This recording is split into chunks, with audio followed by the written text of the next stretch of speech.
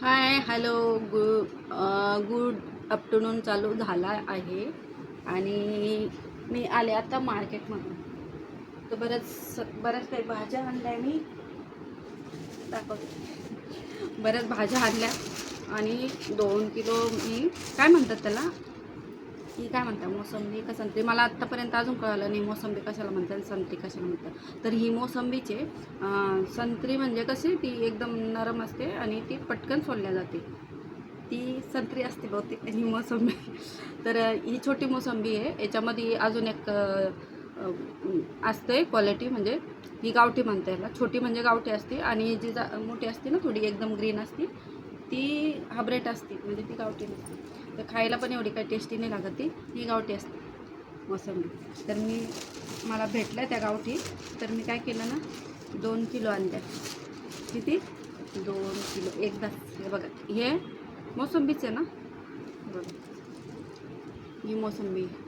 तर मी मोसंबी आणल्या 2 किलो. आज खायचे वस्तू दोन वस्तू आणल्या मी खायच्या. आणि डिंगऱ्या पण आणल्या. डिंगऱ्या कोणाकोणाला माहीत नाही आहे, पण मला आवडतं ते डिंगऱ्या. म्हणजे गावाकडे भरपूर असं, म्हणजे आता जे सीझन आहे ना या सीझनमध्येच येतात त्या डिंगऱ्या, बाकी टायमाला नाही येते. तर ते मुळ्यापासून डिंगऱ्या बनतात, जे मुळा असतो ना खायचा आपला, त्या मुळ्यापासून डिंगऱ्या बनतात. तर बघा आपली मोसंबी आपण इथं ठेवू आणि डिंगऱ्या दाखवते तुम्हाला. बऱ्याच जणांना माहीत नाही डिंगऱ्या काय.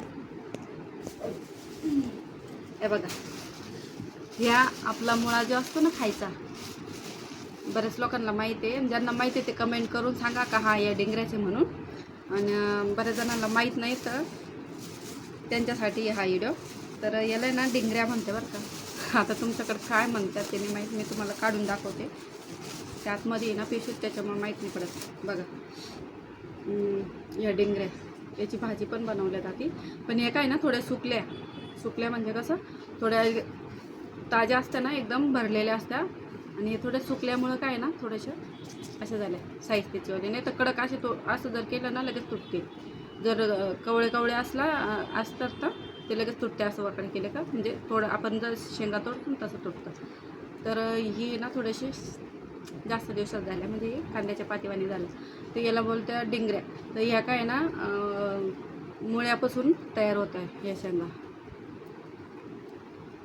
तर याची भाजी पण होती, आणि कवळ्या जर असत ना डायरेक्ट कच्च्या खायला लय भारी लागतात, जसा मुळा लागतो ना तशाच लागतात. तर मी खाण्यासाठीच आणल्या होत्या, पण आता त्या थोड्याशा काय ना जुन्या झाल्या. नाही तर मग आपण असं तोडून असं डायरेक्ट खाऊ शकतो, भारी लागतं.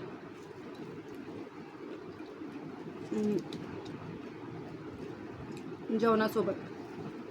तर मी आणल्या होत्या, पण आता काय ना थोड्या कवळ्या नाही, त्या थोड्या निब्बरच आहे. त्याच्यामुळे मी याचीवाली काय करणार ना भाजी बनवणार. भाजी पण खूप छान लागते, फक्त हिरवी मिरची घालून बनवायची. तर बऱ्याच जणांना माहीत नाही म्हणून मी दाखवल्या. हे डेंगऱ्या असत्या, ते सीझनमध्येच येत्या. तर आज मला थोडंसं नवीन वस्तू दिसल्या, मग मी घेऊन आले.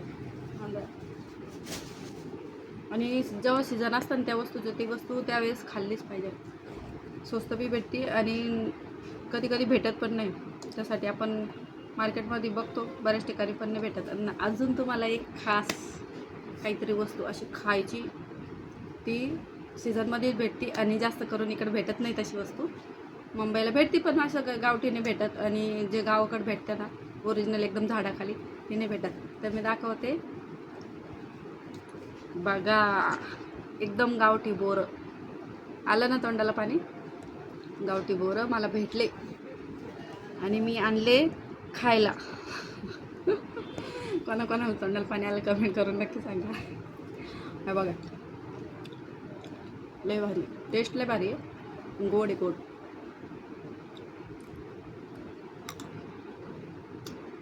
मी आज खायच्याच वस्तू जास्त घेऊन आले. याची टेस्ट खट्टा मिठ्ठा, जास्त आंबट पण नाही, जास्त गोड पण नाही. आणि गावठी बोरं आहे, ते मोठे नाही आहे. साईज बघा किती छोटी आहे, दिसायला तेवढे दिसत्या, बारीक साईजचे एकदम. काही पिकलेले, काही कच्चे. कच्चे थोडे ते आंबट आहे, म्हणजे थोडे असे लाल आहे ते कोड आहे. तर मी पाव किलो आणले. तर गावची लहानपणाची आठवण जी आहे ना, हे बोरांना बघून ताजी झाली. गावाकडे आम्ही जायचो, जिथं बोर दिसत ना तिथं दगड मारत बसायचो आणि खायचो. खूप पोरं खायचो, खूप म्हणजे खूप. ते पण ताजे ताजे ताजे. आणि घरी पिशव्याचे पिशवे भरून आणायचो त्यावेळेस आणि वाळवायचो. वाळल्यावर बी खूप छान लागायचे. जेव्हा बोराचं सीझन संपलं का मग ते वाळलेले बोर आम्ही मीठ टाकून मग खायचो. मीठ, कोणाला मिरची पाहिजे तर मिरची टाकून मग खायचो. असं मीठ लावून मिरची लावून डब्यात भरून ठेवले ना, मग ते उन्हाळा संपला म्हणजे कसं त्याचं बोराचं सीझन संपलं ना, मग त्यावेळेस आम्ही ते वाळलेले बोरं खायचो. असे आणून ठेवायचं ताजे. जेवढे खायचे तेवढे खायचे आणि उरलेले बोरं सगळे असं मस्त वडणीखाली झाकून वाळवायचे मस्त. तर भारी राहत्या. जवळ खाता येईल तवर खाता येतं. कारण काय ना, काही बोरं चांगले असतात. जे किडके असतात ते लगेच माहीत पडते किडके बोरीचे का चांगल्या बोरीचे. तर आम्ही चांगल्याच बोरीचे आणायचो बोर. तर कोणाकोणाला आवडला आजचा व्हिडिओ एकदम भारी. तर चला म्हणलं, मी तर खातेच आहे, तुमच्यासोबतसुद्धा शेअर करते. आणि कुठून माझा व्हिडिओ बघता कोणाकोणाला माहीत आहे गावठी बोरं तर मला कमेंट करून नक्की सांगा. आणि कोणाला आवडतात ते पण सांगा. चला, व्हिडिओ आवडला लाईक शेअर नक्कीच करा. माझ्या चॅनलवर जर नवीन असाल चॅनलला सबस्क्राईब करायला पण विसरू नका, जेणेकरून सगळ्यात पहिले माझा व्हिडिओ तुम्हाला बघायला भेटेल. आणि फेसबुकला असेल तर फेसबुकला बी फेसबुक पेज लाईक करायला विसरू नका, शेअर करायला विसरू नका. आणि यूट्यूब चॅनलला जर असेल, कारण मी यूट्यूब चॅनलची लिंक कधीच देत नाही, लिंक शेअर नाही करत मी, ठीक आहे. तर यूट्यूबला पण आपलं चॅनल आहे आशा दणके म्हणून, चॅनल आहे 5858, ठीक आहे. तर तुम्ही जर सर्च केलं आशा दणके 5858 तर तुम्हाला माझी ID नक्कीच भेटेल. तर यूट्यूबला सुद्धा जाऊन तुम्ही माझे व्हिडिओ बघू शकता. त्याचे शॉर्ट व्हिडिओ आहे, फुल व्हिडिओ आहे, जेवणाचे पण व्हिडिओ आहे माझे. तर तिथं पण भरपूर असे चांगले व्हिडिओ, आणि जास्त करून माझे जेवणाचेच व्हिडिओ आहेत. तुम्हाला जर पाहिजे नसेल कुठली रेसिपी किंवा व्हिडिओ बघायचा असेल तर आपले सगळे असे गावाच्या पद्धतीचं सगळे डिश असतात. एकच व्हिडिओ मला कमेंट आली होती, ताई तुम्ही पुरणाची पोळी बनवा. त्याचं मी व्हिडिओ नाही टाकला आतापर्यंत, कारण मला 2 टायमाला कामाला जावं लागतं, त्याच्यामुळे टाईम नाही भेटत, ठीक आहे. तर चला, व्हिडिओ लाईक शेअर नक्कीच करा. आणि इंस्टाला जर असेल तर इंस्टाला पण आशा दणके म्हणून ID आहे. तर इंस्टाला आपले 6,000 फॉलोअर्स आहे. तर इंस्टालासुद्धा फॉलो नाही केलं तरी चालेल, कमेंट नाही केलं तरी चालेल. आपलं यूट्यूब चॅनल आणि फेसबुकला नक्कीच फॉलो करा. चला, बाय बाय. मस्त खा, स्वस्त राहा.